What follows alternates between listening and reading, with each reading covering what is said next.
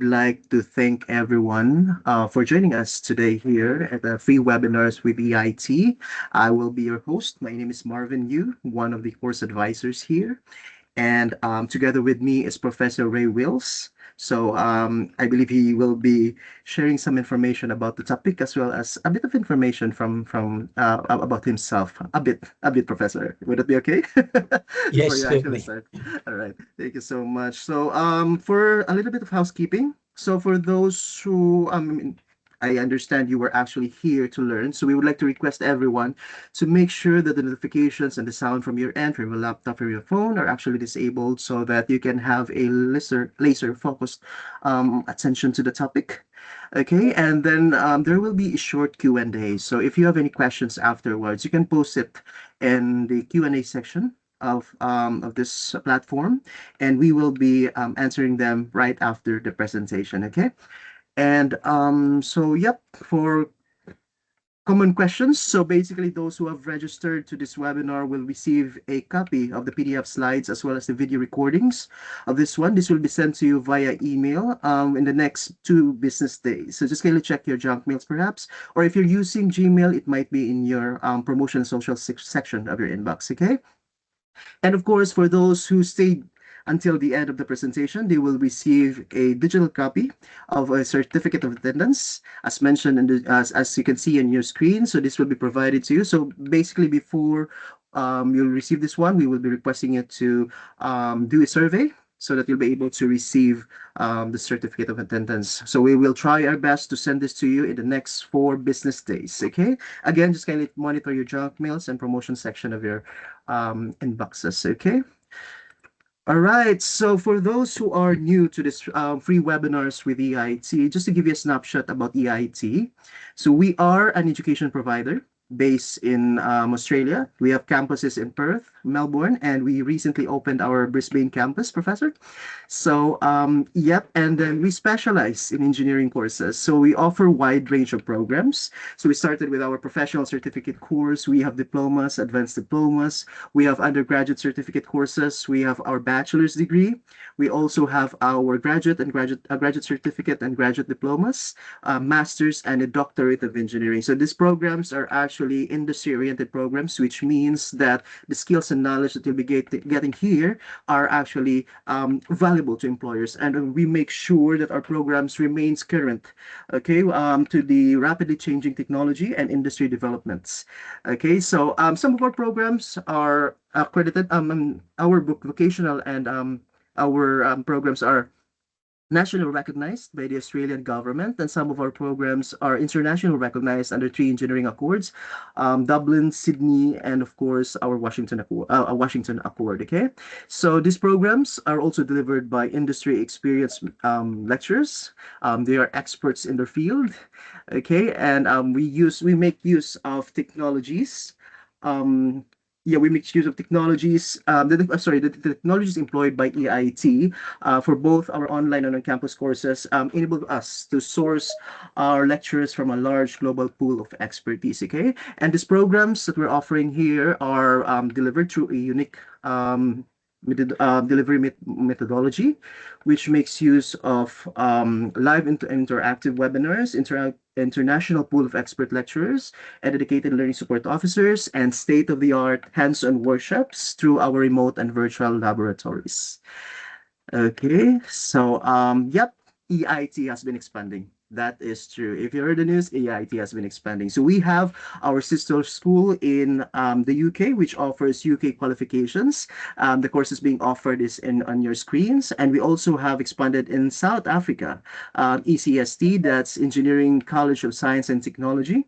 Okay, the courses being offered are South African qualification, and you can see the course being offered in the screens as well. Okay, so just a disclaimer that both entities are actually separate entities. Like they have, for EIT as Australian qualification, ECST is for the South African qualification, and ECT, Engineering College of Technology, is for UK qualification. So if you're interested in an Australian qualification, just make sure to inquire to our EIT. And if you're interested in, UK and South African, just make sure to visit the right website. Okay. But anyhow, any of this will be happy to refer you to the right um, um, campus. Okay. So yep, that's it. And yeah, just a reminder, by the way. So this is a we're talking about a very serious matter here. Like, I mean, a very good topic. So we would like to request everyone. So if you have any questions, if you have any concerns, just respectfully and dispose it in the website on the to chat box, and then yeah, let's have respect during the webinar. Okay, thank you so much. And yep. So for today's topic, solar. Well, this is a very interesting topic. Solar, the fastest energy transition ever. So it's not just in Australia, but different parts of the world, Professor. Australia has become, I mean, solar has become a new, and it's not new, but it's become very popular now these days, right? So yeah, this is actually a free webinar from EIT, that's Engineering Institute of Technology. This will be delivered to us by Professor Ray Wills. He is the managing director for Future Smart Strategies. And of course, he is an adjunct professor at the University of Western Australia. So yeah, without further ado, I will now give the floor to our Professor Ray. Thank you so much, Professor. And Marvin, thank you for that. Just confirming one small bit of logistics. I assume I'm pressing the arrow on the bottom to move through the screen. Professor, you may take control of the slides. Actually, it's on the upper side of your screen. Yeah.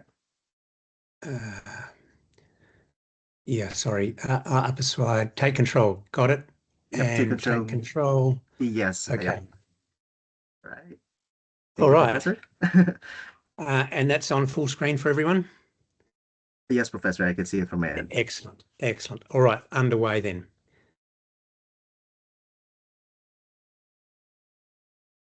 So today, that's interesting. I've lost a few pictures here. I hope that this doesn't progress because there's images missing here. So today we want to talk about so there should be, Marvin, there should be two images on this page, or one image on this page. Is that visible to everybody? Let me see. It should be people in a boat. Yeah. Yes, Professor. There's actually I can't see it on my presentation screen, but I can see it in the slides. Okay. Let me see. Yeah, I can see it from my copy of slides. I'm not sure why it's not. Yeah, I can't sure, but there's okay. Yeah, all good. If I click on that, well, does that make any difference? No, it doesn't. Okay. Let me get underway because I've got a lot of slides. I'm often encouraged to cut down on slides, but that's like choosing one of your children. So it's very difficult to leave some slides behind. It's a data-rich story. So really what we're going to cover is what's happening globally with clean tech. What does the data tell us about how quickly disruptive technologies impact everything? And we mean everything. What does this mean for the future of energy tech and energy? And prediction is very difficult, especially if it's about the future, which is a joke that I won't hear you laughing, but I hope you do. There may be some jokes through the thing, so please put up with me. But let's get into talking about the future of energy. And sometimes when we're talking about the future of energy, lots of people like to focus on the past. Here's a map of Australia from 100 years ago. And for those of you in Australia will get the joke. Hopefully I can explain it to our international listeners as well. You can see in the middle, no sheep in the middle of Australia back in the day. And then up the top, some sheep. And then down in the bottom right corner, in what we refer to as the eastern states of Australia, lots of sheep. There was an old adage that Australia used to ride on the back of the sheep, on the sheep's back. And so this is really just a map that was reflecting where 100 years ago most of Australia's good fortune came from, was agriculture, was wheat farming and sheep farming. But the world is changing, and that's really what we're going to show here. There we go. Also, we've got to think about, in talking today about how has solar become the fastest transition in energy in the history of humans?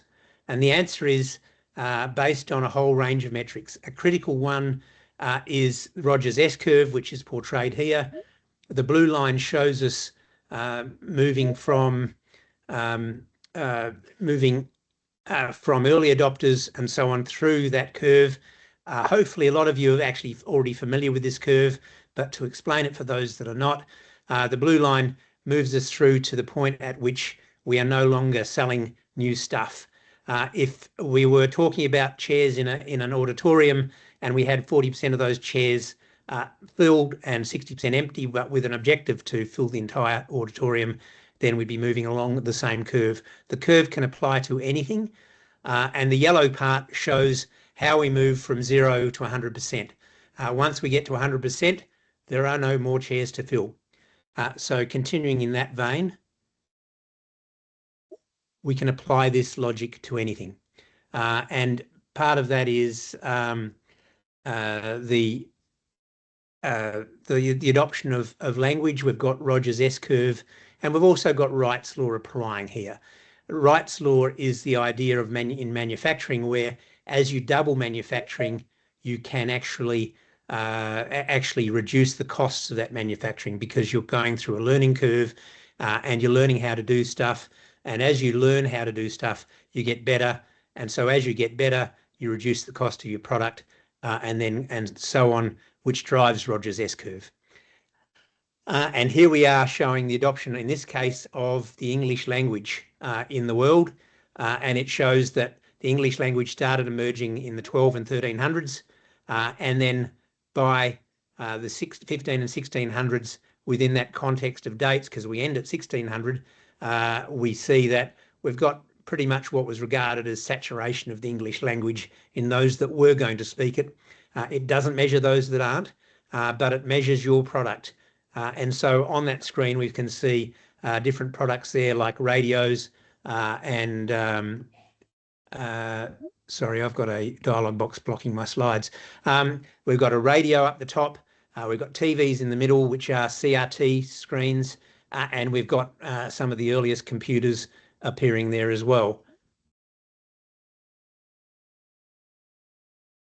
That works very well for us. And so that we can then think of as, how does that apply to hardware? And so we go on to the next screen and we see the growth in this case of both solar and wind. You can see on this graph, this is real data up to 2024. I've not yet updated this particular slide to 2025 yet, but I don't need to, because what this slide is showing us is the rate at which wind grew in terms of additions of capacity, cumulative capacity to the global market. It was pretty fast, and we'll come back to that later. We can also see that solar has grown fast. Indeed, it's grown faster than wind. It has been remarkably fast in terms of technology, and to meet the requirements of this particular presentation, it's been the fastest growing energy technology in the history of man. And we'll prove that as we go forward here. One of the things that's important to remember, and I've only got one slide on this, but I could do this slide for all manner of technologies, but this is one for solar. We can see the price curve coming down in red, going from being very high to very low, and we've got the manufacturing curve, or the capacity curve of installed solar, growing on the right and in the yellow. And it shows that where we are today is a rapid growth in solar. Indeed, if you look at that particular graph, you think, well, on this graph, solar didn't really start growing until about 2021. But if we made this graph shorter and we took it back to 2021, the curve would still look rising high to the right. So our context is, as we grow the amount of solar that we have, it grows faster. And that actually it puts into context the rate of growth that we used to have, which seemed to be high, but the new stuff is higher again. And that growth is happening in quite a number of ways. We can see that I keep on getting notifications on my screen. I thought I'd turn them off. I hope that noise isn't coming through to everybody. And the notifications of the lobby. In this context, we can then see, well, how does all this change, and how does it change rapidly? And the real answer is, you can see the first surge of solar back in 2014 and 2015. But after that, you can see an even more rapid growth with both production in blue and capacity installed in yellow. The solar PV production, cell production in a factory, is much higher than in the same year the amount that's installed in the field. That's logical. Before you install stuff, you have to build it. So your production in the factory always precedes the installation in the field. We've got a little bit of a delay between getting product out of the factory and onto a ship or onto a truck and into the area that you're going to build. So it's kind of natural that it leads, but the thing that's going on here, of course, is that there's rapid growth. The second part is the sudden surge in 2021, which is actually China starting to make even more production. And with the 2021 production, they're actually building a surplus. And China's actually made use of that surplus production to start building internally. Because on the earlier curve we showed, which is this uptick here, going backwards one slide, this uptick here in 2024 and 2025 is China entering the market. And so we move on. We can do the same sort of analysis with thinking about not only are we building more solar, but over time we're also building bigger solar cells, bigger solar modules. And what we see now is that the modules that we're building, in this case data from 2024, are now in the range of 700 watts per panel. And that is what's driving a lot more growth. So we're seeing a surge both in production, but also in the size of the module that we're producing. And so again, building that momentum, building that drive moving forward. What can we compare that to? Well, the world generally builds around about 300 million TV sets a year, around about that. And so we're defining those TV sets as those big black things that hang on your wall. And in fact, if you think of another big black thing, it's a solar panel. TV sets and solar panels, in a very simple way, are the same. They come out of similar factories. They've got similar sorts of materials embedded in them. The difference is a TV set consumes energy and a solar panel, of course, generates energy. And in generating energy, we're seeing that we're now building, in fact, from about 2016, we started building for the first time more solar panels than we built TV sets. Now, if you really think about that, that's a mind-bending thought. And essentially what it did was it converted energy that we used to get from down the road from a coal-fired power station into something that we could get off of our rooftops with a solar panel. And so that change in how energy was presented to the marketplace has now started to impact. And it started to impact very broadly. You can see once again in 2021, China started turning inwards and started making use of excess capacity to build new solar farms in China. And so a lot of their internal extra surplus capacity, some would call it. I call it just actually China's plans. They always intended to. They waited till they could get excess production, and now they've turned it inwards for internal consumption. So that's a really critical point. If we move forward again, the adoption of any technology is a starting point. We can see here the top 11 countries, just an odd number that I've chosen. You can see the rapid growth of solar in China, starting in about 2014 when it first started to take leadership, but really racing ahead in the last 4 or 5 years. The graph down that chart, you've got China, USA, Japan, India, Germany, Australia, Italy, Korea, Spain, the Netherlands and Brazil, all global leaders in the rate of installation domestically. But you can see each one of them is doing it at their own pace. And you can see that some, like Brazil, are actually coming out really quickly. They won't overtake China, but gee, they will overtake many of the others.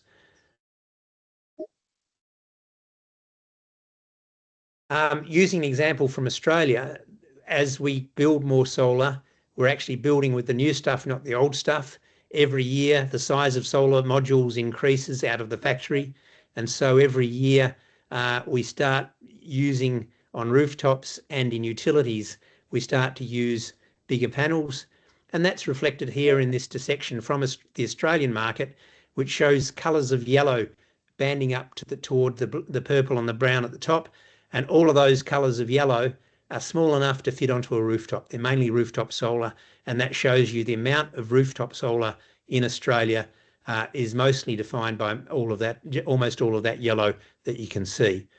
Some of the larger stuff, 14 to 25 kilowatts, and even bigger up to 100 and 200 kilowatts, and sometimes larger, ends up being on commercial rooftops rather than domestic rooftops. But everything that's around about 14 kilowatts, which is all the stuff in the yellow and a little bit of the blue, is actually on home roofs.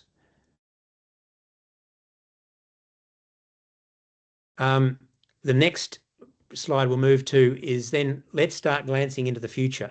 Now, you remember that first graph I showed you to 2024 showed wind going fast, but then showed solar going fast again. In this one, I add to it my projections of where I expect that batteries will go. And what you can see is that by 2030, I expect that battery capacity will in fact reach forward to the solar capacity.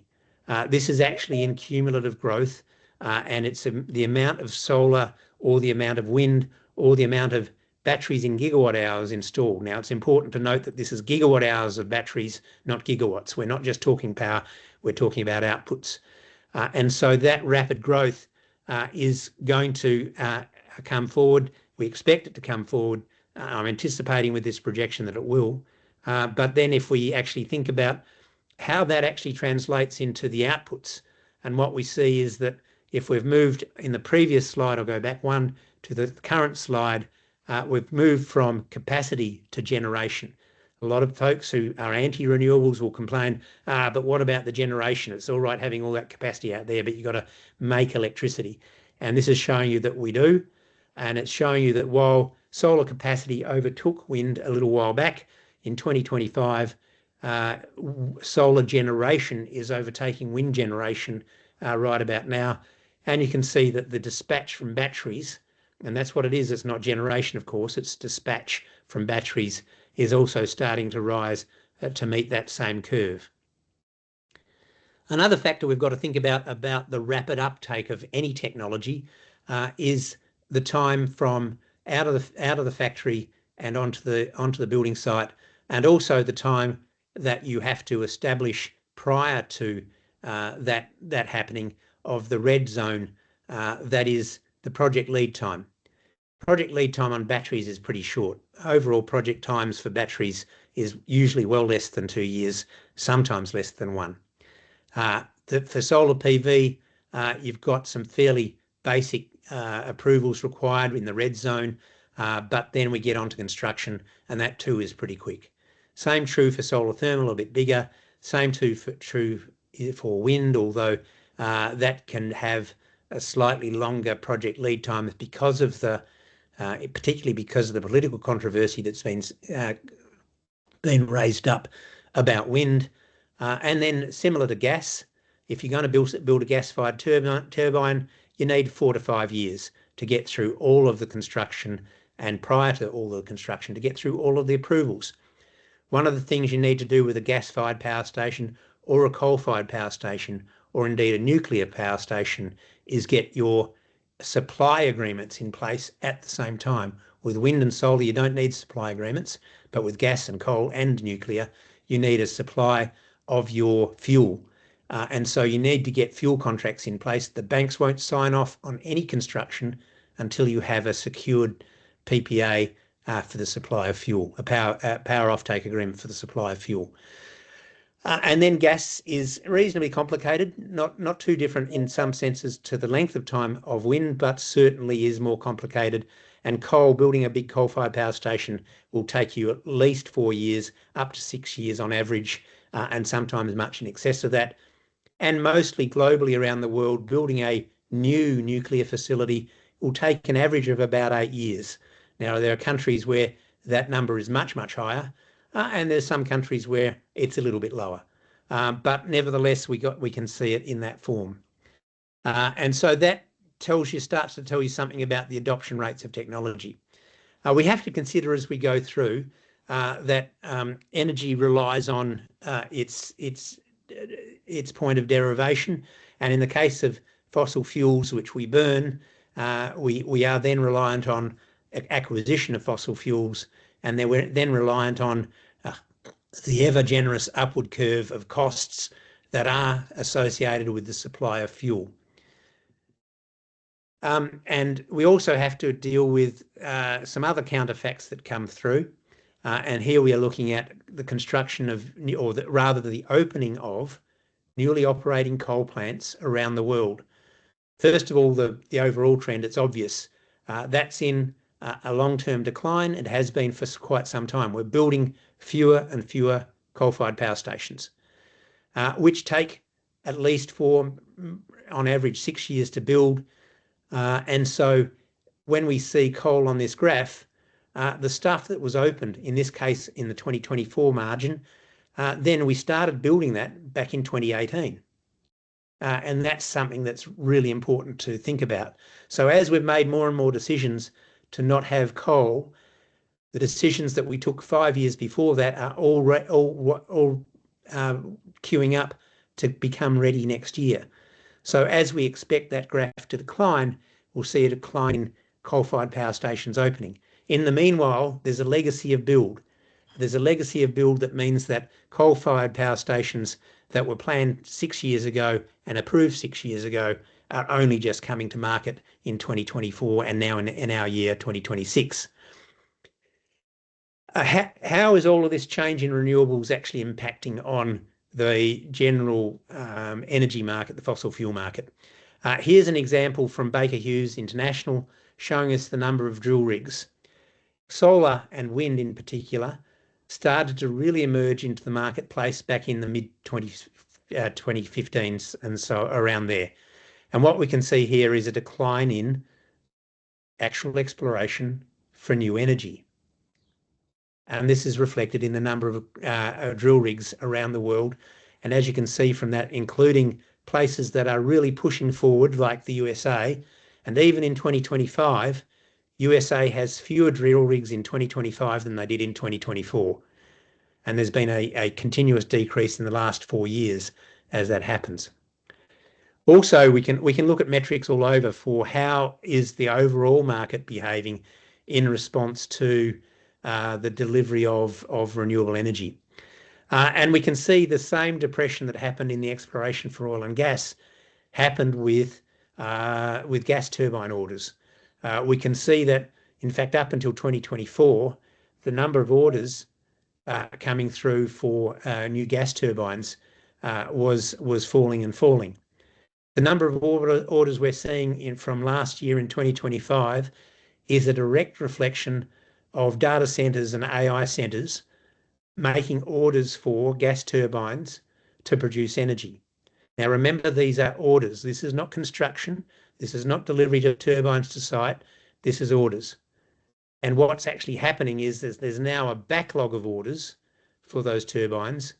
And what we're hearing from the market is that those turbines will not be ready at least until 2028 or 2029. So this is the whole picture of how it's happening. Meanwhile, what are we actually doing in terms of the sources of our energy? Here's Great Britain. Purple is gas, and you can see purple heading down the curve. And you can see in Q2 of 2025 of this very current slide that renewables for the first time has passed gas. Now it's a bit wobbly. They'll go up and down maybe once or twice more in the next 2 quarters. But for the most part, the trend line for renewables is obvious, and the trend line for gas is obvious, as well as for this slide from Great Britain, in brown, the virtual loss of coal from about 2014, and coal now in the UK, in Great Britain, is virtually zero. We can do the same graph for the USA. We can see the rise of gas. We can see the decline of coal. We can see the rise of renewables, not yet past gas in the USA, but going that way. And if you apply what's happened, there certainly has been a spurt of gas in the USA in the last 10 years, but in the last 3 or 4, it appears to be slowing. Logically, it should be slowing because we've got more renewables and less fossil fuels contributing to that mix. And particularly since 2021 in this graph, you can see the blue lines of wind and the darker blue line of hydro not doing very much, but the yellow line of solar also popping up. So we're seeing this dramatic interaction of what's happening here again in the USA, a different place. We can actually look now towards Africa. This is a chart from Ember out halfway through last year, and it's just showing a sudden surge in Africa. Africa's been waiting for cheap solar, and as of last year, it's been arriving. And the consequence of that is Africa is responding and also seeing this same growth of solar. So we've accumulated a picture here of what's going on. We're seeing declines in coal generation, actual delivered electrons there. And then we're going to this next slide, which shows my forward projections of where I believe energy will go. Now we're at 2025 where the line crosses down, and you can see that renewables has exceeded coal generation. It's exceeded gas generation about 6 or 8 years ago, but is climbing very quickly. My expectation is that based on the modelling that I do, and I've been doing this modelling now for nearly 15 years, the modelling that I do is working out where the future of global energy will be. In this case, I'm looking purely at electricity generation and electricity generation by share. And you can see that fossil fuels is taking a hit and diving, and it's necessarily taking a hit because renewable energy is growing quickly and it's growing to replace what we can see. If we zoom out a bit and instead of just thinking about electricity generation and we talk about world energy consumption, total world energy consumption, which includes things that are non-fossil, electricity uses, and we can see the importance of oil sitting at the top there. Oil comes through as the black line. We've got coal there jointly as the brown line, gas, but coal is already declining. We've got renewables there climbing very sharply, and we've got nuclear really not doing very much in 2025. It's been very static and slightly falling over the last decade, for 2 decades now, and moving on. Now, how can I be confident that my curve that I've just shown you is a good curve and it's a fair curve, and that my model is working and it's doing a reasonable job at projecting what the future is like? Because nobody can tell you what the future is, not even me, but I can use data to inform my argument and consider what that might look like. So on the right is the slide I've just shown you. In this slide, there's two graphs there. The left graph is my graph from 2018. And you can look backwards on that. That was all real data up until the dots. And on my right-hand graph, you can see the one thing that I failed to do was to forecast the COVID event and the subsequent Ukrainian war. That was very remiss of me. I apologise intensely. But I missed those particular data points and the consequences they would have on the marketplace. But what you can see looking down there is that actually what I forecast isn't bad. Oil continued to grow as I suggested it would be up until about now, and it's up about now that I've said oil is retreating, and the data suggests that it is. We've got coal actually poised at its peak and also looking to decline. We've still got a little bit of growth in gas, but the main thing that's happened is that in the green line, you'll see that my green line on the left in the older graph was shallower. I underestimated how quickly renewables would grow. People called me a Fruit Loop or a lunatic back in the day in 2018. They said, Ray, that's crazy. It's never going to do that. Well, they were right. I was wrong because renewables are growing faster than I thought. Who would have thunk it? You'll also see I actually thought that nuclear may actually show some resurgence because, again, it's a clean energy fuel. That's to be admitted. But it hasn't come about. And the final line I've added is dispatch from batteries. And batteries have not quite launched as quickly as I imagined, but really I'm only a couple of years late. We're about to hit that same curve into the next couple of years. We can look at that as overall energy generation and see how the world is changing. We're measuring it. And this is my graph up until 2025. And so we're seeing, again, in electricity generation, the decline of fossil fuels and the faster rise of renewables that's captured in this graph and the interaction of sources of fuels below. If we do the same thing and compare what was a 2025 graph with another one from 2018, you can see actually my dotted line on the left has emerged as real data on the right. And the only thing that's different is that renewables are growing faster than I had forecast, than I had projected. I apologise, not forecast. I'm doing projections from a model. Because I've been doing this for so long, I can look backwards and I can go and look at my models and say, how well did I do?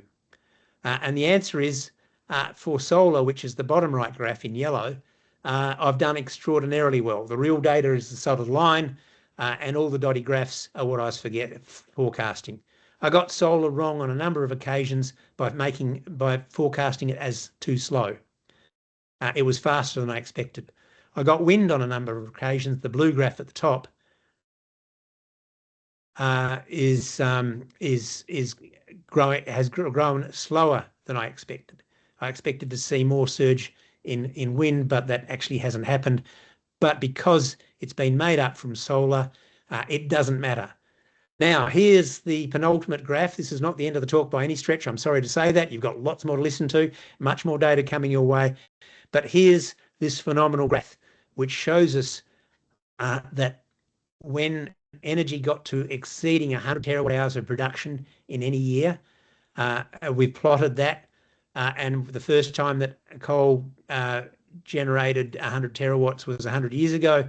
And so that curve out is there.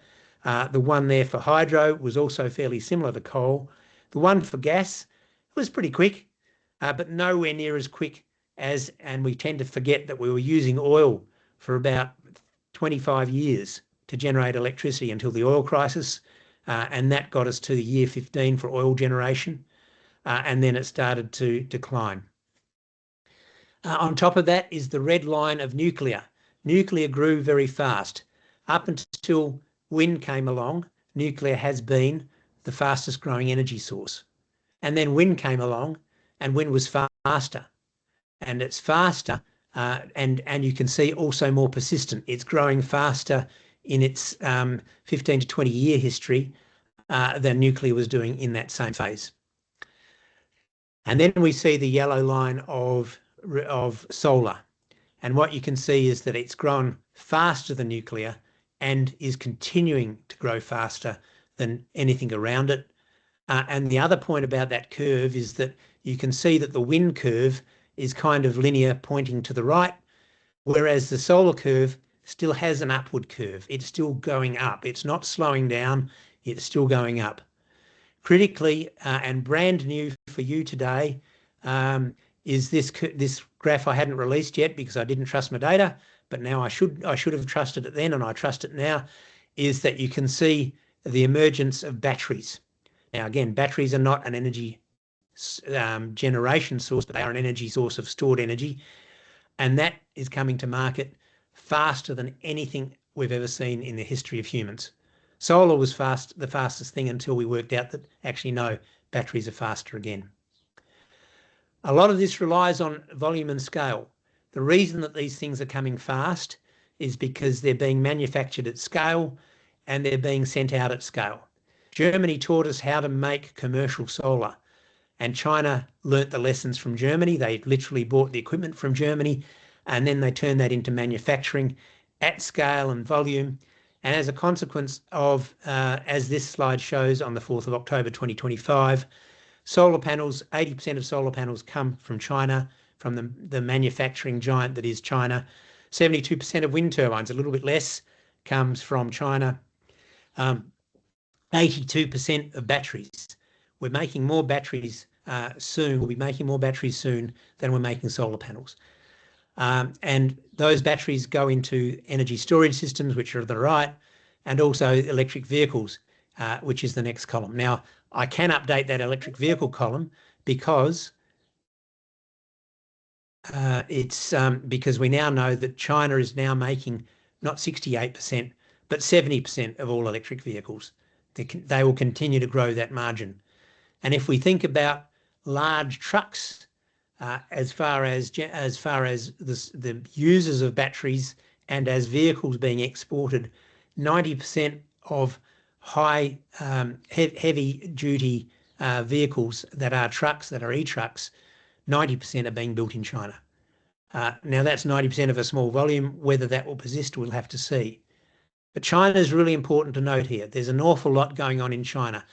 There's an awful lot of headlines on this slide. China's exports of clean tech reached $20 billion per month in 2025. Meanwhile, China at home installed more than 500 gigawatts of solar in 2025, and China's cumulative capacity of solar has now passed 1 terawatt. Now, if we went back to that coal-fired power slide of what's opening, there was about 40 gigawatts of new coal opened in 2025 and 500 gigawatts of new solar. So that puts it into scale. Let's just focus on 2 of those other headlines and move forward. And so there we go. We've got China has auto market is booming. We've got China's battery market is booming. And importantly, China, as of the 1st of January this year, has started setting standards. What it's done is it started to say, actually, we don't think electric cars are efficient enough. We don't think the recycling effort for solar panels and all of clean tech is efficient enough. And from the 1st of January, China passed laws within China to regulate and demand that clean tech, all clean tech, heat pumps, solar panels, motor cars were recyclable, and there's a minimum standard for recycling, and also had to have higher efficiency. So China, as of the 1st of January this year, has started to set world standards because the rest of the world hasn't. Very briefly in Australia, I'm just going to leap through these things just really to back up what the story is. And the reason I'm particularly focusing on Australia here is, 1, I know a lot about it, but 2, because it's a very good story. It tells us about all of the major events. Now, I'm not going to talk through this particular slide beyond just look at the yellow and the green, which is the solar and the wind off of the Open Electricity website in Australia. And you can see that renewables really is starting to crush out fossil fuel use, where Australia used to have 70 and 80% coal use. We've now got less than 40% coal use for energy generation. And we can look at these slides. Now, I won't talk through these slides because, 1, I'm running out of time. I talk too much. You've probably worked that out so far. But this particular slide shows all of the major trends that I've detected on the Australian grid. There's lots of stories to tell there, but I want to be able to leave some time for questions. And then, but these next slides are more important. This is taking 2 years of data off of the Australian grid, and only 2 years because that's an awful lot of data of daily generation, and it's taking the daily volume weighted price of the energy market, and it's then comparing that to penetration of a fuel type. The first graph shows penetration of gas.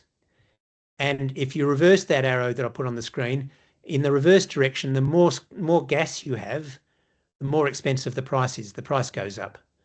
And if you treat the arrow as you can see it, which is going down, the less gas you have, the cheaper the volume weighted daily price is all the time. There's a few outliers, and there was an event on the 11th of January 2026 that threw in an outlier. But nevertheless, if you add gas to your network, you will add cost. And the reverse graph here, if you keep adding renewables to your graph, then you'll reduce costs. You can see the dots on the left are the age dots of 2024 for H1. And then we get to darker and darker graphs going to the right. That shows us the time series, and it shows us with time, as Australia has been adding new renewables, and we're adding about 10% a year, then now we're into the point where renewables is often over 50% generation. And so as a consequence, pricing is often below $100 of Australian dollars for a megawatt. Now, let me see. I think I've got one more graph like that. Maybe I don't. There it is. No, I don't. So the thing that's really changing is in the first graph is this sudden penetration in Australia. Up until the beginning of this graph, Australia virtually had no batteries. And now we've got over 10 gigawatt hours. Now, 10 gigawatt hours might not sound a lot to some, but in Australia with an 80 gigawatt hour network, 10 gigawatts is reaching 5 to 6% of penetration, and that's actually growing virtually every few months. We're getting more batteries added. You can see by that curve that things are going up very quickly. If we try and deem to think we can see the future, if we continue the current trends that we're on, it's my view that Australia could easily reach 100% renewable energy supported by batteries by the end of 2030. But there's a few people that don't believe me, but I've been right before. Now I'm going to absolutely skip these next slides because I'm looking at the time and I'm going through, but there's some slides showing the same thing for Western Australia. There's the battery curve.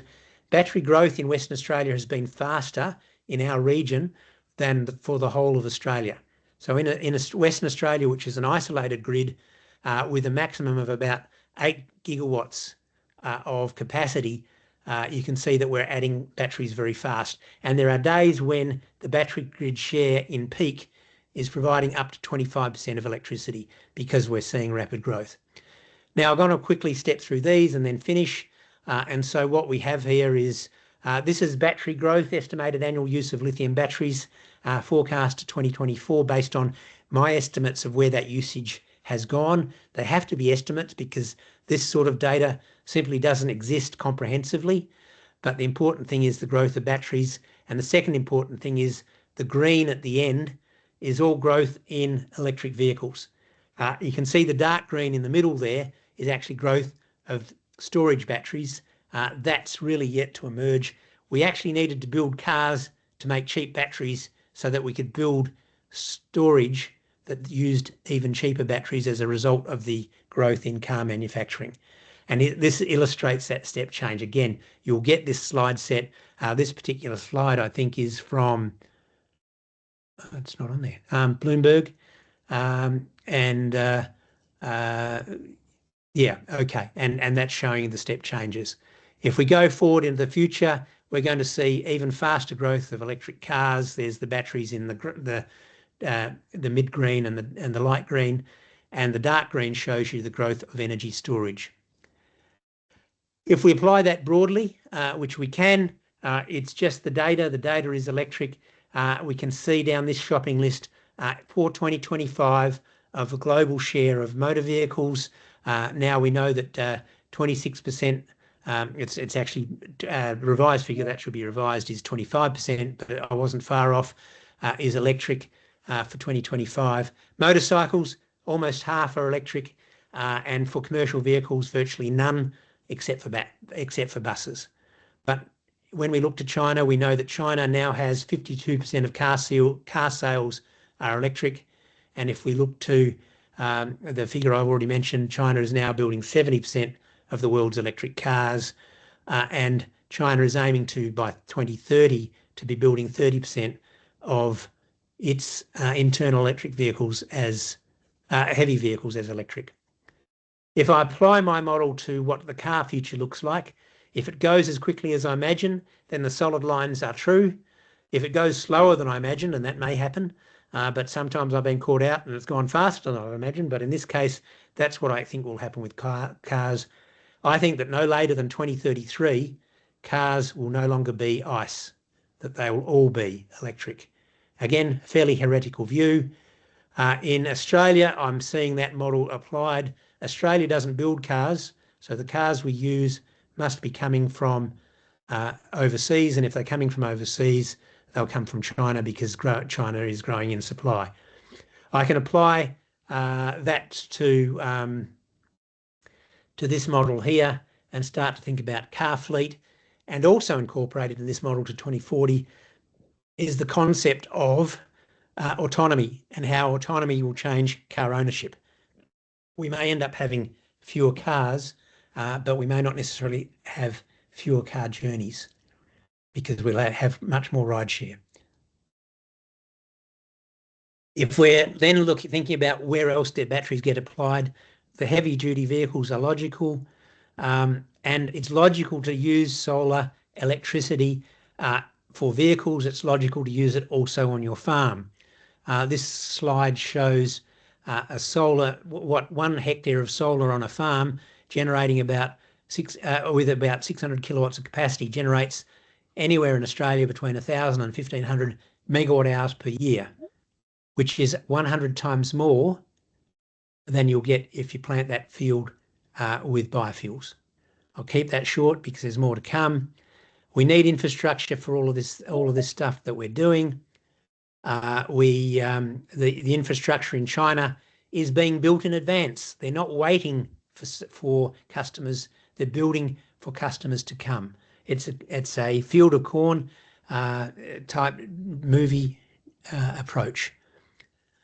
And we're seeing this happen in the future of transport. We're seeing this arise particularly for trucks, which may be using, as they are on the left, charging stations, or as they are on the right, in the cattle example, of battery swap circumstances where a truck drives in, swaps its battery pack, and leaves with a fully charged battery pack in the space of 2 or 3 minutes. Batteries will be in everything. You've all seen this, I'm sure, which is the ZMA robot, I think. I've got to get that right. I've forgotten which one. Truck batteries will be in everything, including on the water. Here we can have the different sorts of votes. The ones on the left are recreational, and the one on the top right is the largest battery operated ship in the world, now just been produced out of Tasmania, and it's now going through service trials.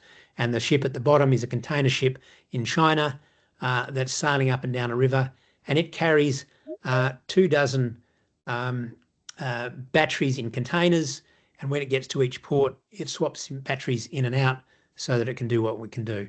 All right, last couple of slides and we'll get to the end. Flying will be in electric. I'd like to talk more about that, but there are already orders for electric passenger planes with Air Canada in 2026 and for New Zealand in 2029. Flying is going to be a bit harder, but it's what we're going to do. All right, so I hope that we've finished more or less on time. Resistance is futile. You will be decarbonised is the purpose of this slide. And we'll watch that once more. And then I'll hand back to Marvin to adjudicate questions. Thank you so much, Professor. And of course, thank you so much for sharing that information. We really appreciate that. So for now, let me just take the control of the slides, Professor. Just a sec. Yes. All right, cool. So just a couple of announcements. So basically, IDC is conducting a conference under the name of Energy Tech Conference, Renewable Safety and Storage. This will be conducted by the 19th of, by February 19, 2026. This will be in Perth, Western Australia. So just really check the website for more information, okay? So for Q&As, Professor, is it okay if we accommodate these 3 questions in the Q&A section? There are only 3 of them. So maybe we can start with Peter's question. Can solar alone realistically meet the global energy demands? No, solar, well, on paper, yes, of course it can. We can harvest enough solar that we can do that. Could it do it alone? We would need an awful lot of batteries because, as the skeptics say, gee, didn't you notice the sun goes down at night? Of course we notice the sun goes down at night. This is a simple observation, and we've known that since before we built Stonehenge, and we've known that probably since we emerged out of the caves. We've known that the sun goes down at night. We've noticed. Anyway, sorry, I'm ranting. Let me focus on the question. The question is, could we do it with solely with solar? Yes, we could. Would it be more expensive if we did it solely with solar? And the answer is yes, likely. Even if batteries continue to plummet in price, which I expect, because we really haven't got to the biggest part of the learning curve for batteries. But the ideal thing is, in fact, solar and wind, because when we combine solar and wind based on Australian data, and all geographies are different, but we've actually got wind farms that are producing up to a 50% capacity factor and solar farms that are producing up to a 30% capacity factor. If we put that together, that's an 80% capacity factor, which is actually better than most coal-fired power stations. Not better than nuclear, but it's better than most coal-fired. So that was a long answer to a short question. The answer is yes. The answer is But yes. maybe, Okay. and maybe. But at least we have the explanation for that to it. Okay. Yeah. So yeah, we have the second question from Blake, Professor. So why did your project wind energy being a why did you project wind energy being a more prominent renewable energy source, and what was your reasoning behind it? And in your opinion, why did the world adopt wind, a plurically as solar? Okay. The reason that we adopted wind was that it offers a more consistent and higher capacity factor supply, but we haven't been able to bring costs down as much. And so solar now is interminably cheaper, incontrovertibly cheaper than any other energy source. And so therefore we've built solar because one, it is reliable. We know exactly when sun goes up and sun goes down. And even if clouds appear, we know when that happens too. And with energy storage, we can back it up. But diversity is important. And if we can continue to have some diversity in energy generation, that's a great idea. And if that diversity involves, in fact, my own view, I've built a 125 megawatt solar farm with 220 megawatt hours of battery storage. I know a thing or two about it. Us others know more. But the stuff that I know is that if we build about 1/3 wind, 2/3 solar, and then we back it up with around about a half of that capacity, up to a half of that capacity as batteries, then we can have 100% renewable energy 100% of the time. We haven't done that yet anywhere on the planet. All right, thank you, Professor. Blake, hopefully it answers your questions. So we have another one from Evans. So there is no comparison of hydro-generated power or even thermal load scale is geographically restricted. Yes, what can you say about agree. it? It's geographically restricted. Hydrogen is important. Hydrogen right now is 99% derived from fossil fuels. That's a $120 billion a year industry. It's about 90 million tons of hydrogen. Actually, 90 million tons, not a lot. We burn up to 8 billion tons of coal a year. So 90 million tons of hydrogen is there's a rude word I could use. It's very little. Should all of that 99% of hydrogen that comes from fossil fuels be from renewables? Yes, it should. And in fact, we need a lot more hydrogen if we're going to do green iron and green cement, and hydrogen is going to be the way to feed it. We're going to need a lot more hydrogen. To do that, hydrogen needs to get below $4 US, preferably below $2.50 US, to be commercially competitive. And we're not far off, but we're actually up around 6 or 8, depending on who you believe. But that was so I am capable of very long answers, so I'll try and shorten this. So in relation to hydrogen, it's really important. We have to do it. It's not going to be used in transport. We won't see a lot of hydrogen vehicles. We won't see hydrogen boats, even though we're trialling them. We might see ammonia boats, but let's see. I'm still skeptical on that. I've been involved in projects to look at ammonia in shipping. I am involved in projects right now for hydrogen into green steel. And there's a project in Geraldton called the Geraldton Green Steel Project, Green Iron Project, not green steel, Green Iron Project. I'm advising on that. And we're making good progress, and we hope we'll see some announcements on that this year, which will be about when we get to financial close and to start building within the next couple of years. So that's probably the most advanced project in Australia, and it's marvellous. It's going to use hydrogen. We need hydrogen to make green iron. And Australia has, here's a number, 900 million tonnes of green iron. So for that, we need about, I think it's about 120 million tonnes of hydrogen. And we only have 90 million tonnes coming from fossil fuels, which is not green. So we've really got to ramp up hydrogen production. It's got a really important job to do. We're not there yet. Okay. Thank you so much. Hopefully it answers your question, Evans. And can we answer one last question I'm before we happy. actually wrap up? I'm here till you kick Yeah, me off. yeah. No. So we have actually an interesting question. It's not from Australia, but a question from what here's the question. Why are some African countries, they actually ask for about Africa, African countries Yep. failing to accelerate the rate at which production of the solar renewables? Yeah, we're impatient to see Africa do that. Mm-hmm, Africa is impatient to do it. mm-hmm, Uh, Africa has been waiting quite sensibly for a fall in costs. And as of 2025, any African nation that's not considering solar now aggressively is missing opportunities because that energy is there for the taking, and the cost is at least 2/3 lower than building a coal-fired power plant and then feeding it with coal. mm-hmm. So solar is the best way to go. The reason that it's become so important is that now for 2026, we'll see even faster reductions in batteries, and everybody that's putting solar into Africa will be able to attach batteries to their systems and have very reliable systems. All right, thank you so much, Professor. A And big, a yep. big fan of Africa and what they're doing. There's Mm, good opportunities, and a special mm, mention for Pakistan, who have obviously, if nobody's read about solar in mm, Pakistan, mm. there's some homework for you. All right, thank you so much, Professor. Yeah, we only have 1 minute, so yep.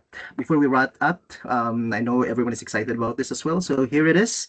So it's the certificate of attendance. So basically, you need to scan the QR code on their screens, and of course, but first you need to fill out the survey form on the link. So I'll be posting that in the chat box as well. So here you go. Thank you so much again, Professor Ray. Thank you so much for being with us today, for sharing this information with us. I know you're busy, but you still have time to be with us today. Thank you so much. And of course, for everyone who has attended this webinar today, I think that's it. And again, we will Marvin, see. one extra thing I should add. Sure. The 19th of February a conference that you announced, of course, I'm the keynote for that. I won't be talking about the same stuff. I'm talking about new stuff. So anybody that's excited about that should go to the 19th of February conference. All right. Thank you so much, Professor, for letting me know. So yeah, we'll see you in the conference. Okay. So everyone who wanted to join us, please, yeah, check the website for more information. All right. Thank you so much again, Professor. Thank you. Attendees, thank you so much for being here, and we'll see you in our next webinars. Have a good day. Cheers. Thank you. Bye bye.